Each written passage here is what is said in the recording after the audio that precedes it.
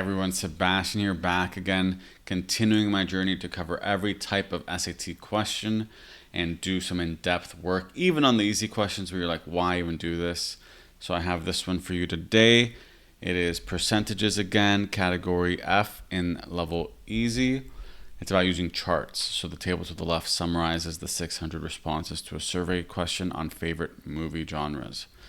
Based on the table, how many of those surveyed list fantasy as their favorite genre? So we have 600 people, and we have 20% like fantasy. So all you have to do is do 20 over 100 times 600.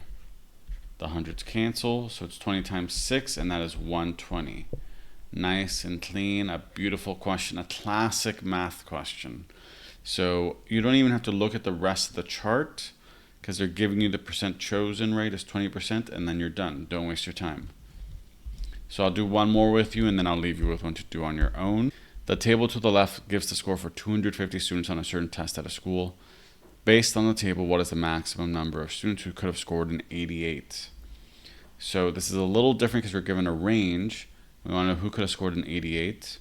So from 0 to 40, 9% people scored that. 12% scored between 41 and 60. 61 to 70 was 20%. 71 to 80 was 23%. And 81 to 90 is 32%. And 91 to 100 is 4%. So 88 is the 81 to 90 range.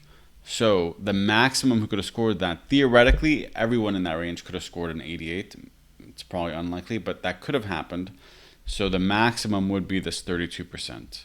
So what you do is you do 32% of 250. If you look at the answer choices, you have 8, 24, 48, and 80. The one that would make sense is 80, right? The other ones are too small. So we'll do this here. Times 250 over 1. 1 0 cancels. We have 25 over 10. That becomes 5 over 2.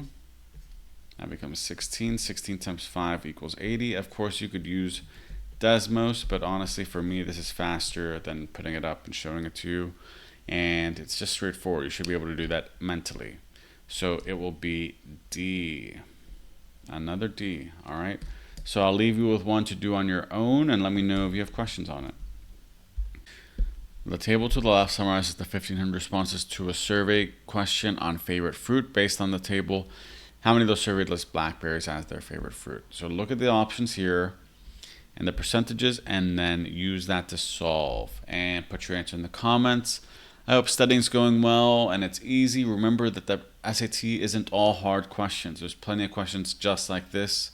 So don't stress about only knowing the hard questions. It's important to know the easy ones too. Talk to you soon. Bye.